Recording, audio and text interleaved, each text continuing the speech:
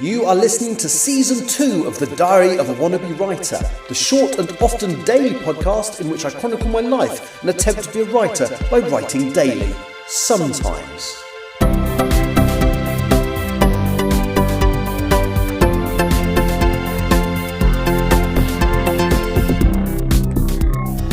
Hello, it's Thursday the 3rd of July 2025 and you're listening to The Diary of a Wannabe Writer. And I have managed to get some work done today, but maybe not quite as much as I hoped.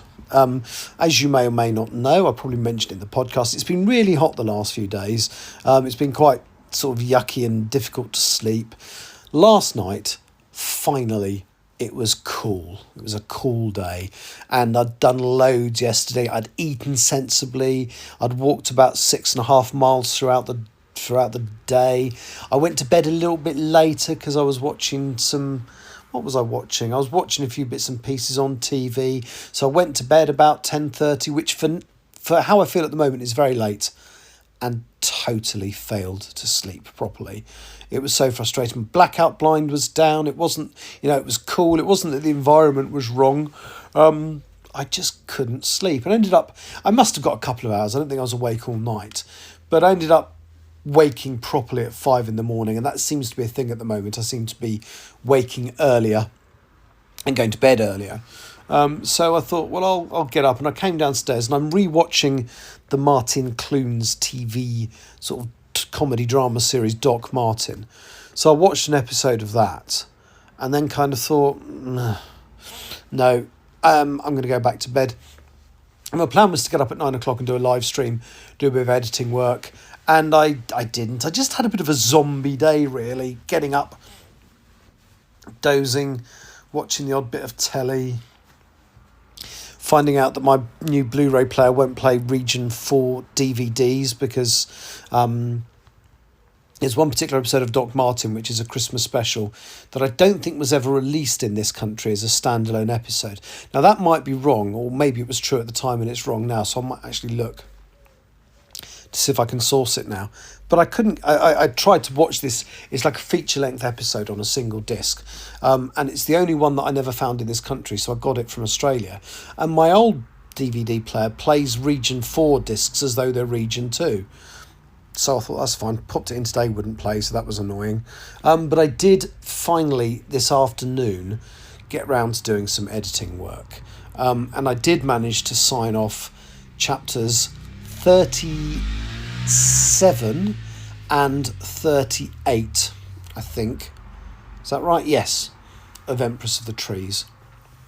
Now, 39 is read in detail. If I hadn't been so tired, and I could feel I was flagging by the time I got the second chapter signed off, if I hadn't felt like I was flagging, I probably would have got chapter 39 signed off as well. Chapter 39 is the one that ends with basically everybody apart from my main group of characters getting into hibernation. So it's a very good point. And then, of course, chapter 40 is my fabled chapter of death, which I kill off a load of characters to demonstrate how the whole country's dying off. So I pick a load of secondary characters and just show how they meet their fates, interspersed with what ultimately happens to the last remaining of my main characters who aren't in hibernation, which is basically Ronnie, Carruthers, Oakley, Vickers, and I think that's mainly it. Anyway, so I have chapter 39 is ready for me to sign off tomorrow, as long as I sleep well tonight.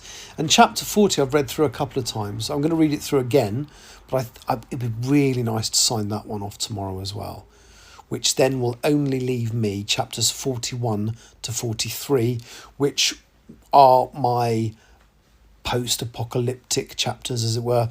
Certainly the chapters after the majority of the human race is wiped out, and they're the ones that were supposed to be one single epilogue, and it turned out just having too much. So there's a couple of things I did today which I thought was quite interesting. So there was a little bit where Simewolf, the tree spirit, having been deliberately severed from the tree and trapped in a human's body, makes a rush for the tree to try and physically interface with it using the being absorbed by the trunk method that we've seen throughout the book. And in the original draft, I have Ronnie anticipating this, and as soon as Simewolf puts its hand up to touch the tree, she slices his hand off with a meat cleaver. And I'm thinking, why would there be a meat cleaver at a scientific research base?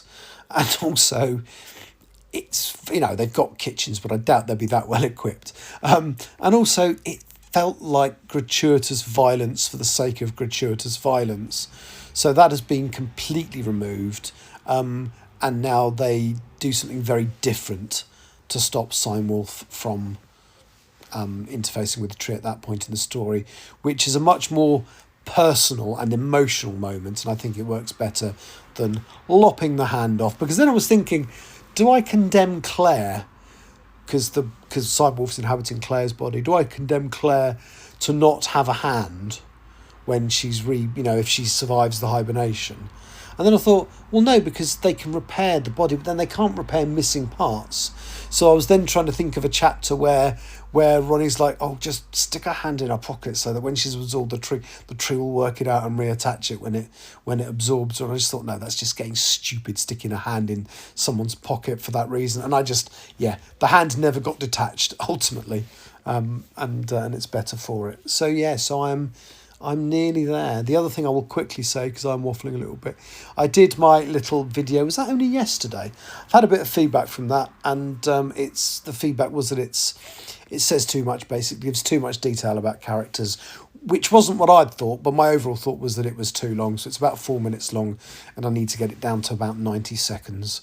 So I'm going to... I basically wrote it as I've written it and then read it out through a sort of auto cue piece of software. So I'm going to rewrite it, revisit it, try and get it down to about 90 seconds and get a lot of the detail out. Anyway, that's me for today. I'll be back tomorrow, hopefully having signed off a couple more chapters of Empress. Thank you for listening. Bye-bye. You have been listening to The Diary of a Wannabe Writer. For more information about what I'm writing, go to linktr.ee/Richard Writes, capital R, capital W, where you can find details of my website and social media. I may see you there.